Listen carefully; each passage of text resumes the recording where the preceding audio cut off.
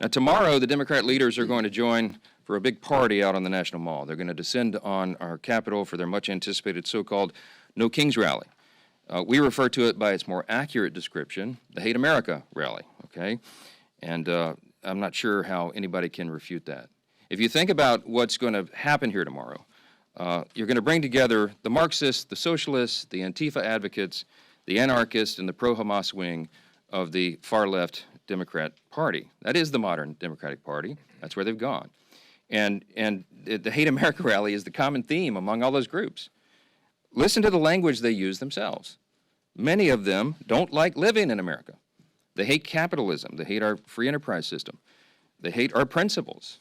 They hate the ideas that we come in to work every day to fight for, to preserve, in the greatest nation in the history of the world. They hate the idea of individual freedom and limited government. They hate the idea of the rule of law.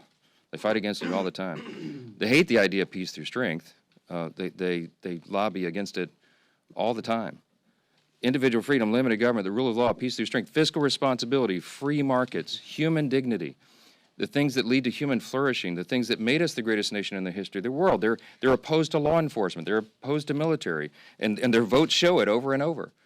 That's the collection of voices that you'll hear tomorrow that the Democrats will go out and raise their hands with and cheer with.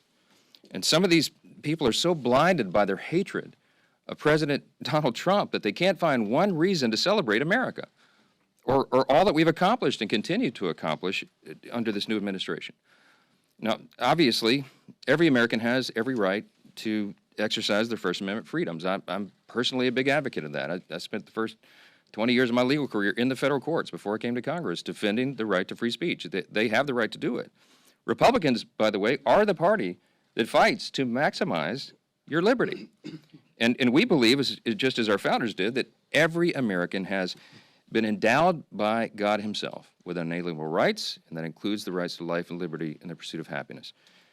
But tomorrow, this rally is not about freedom. It's about the opposite. For many of our Democrat colleagues, tomorrow is about creating really a spectacle.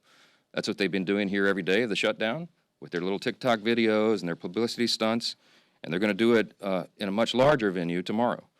And as the shutdown drags on, it's becoming increasingly clear that this spectacle is the reason the Democrats have refused to reopen the government.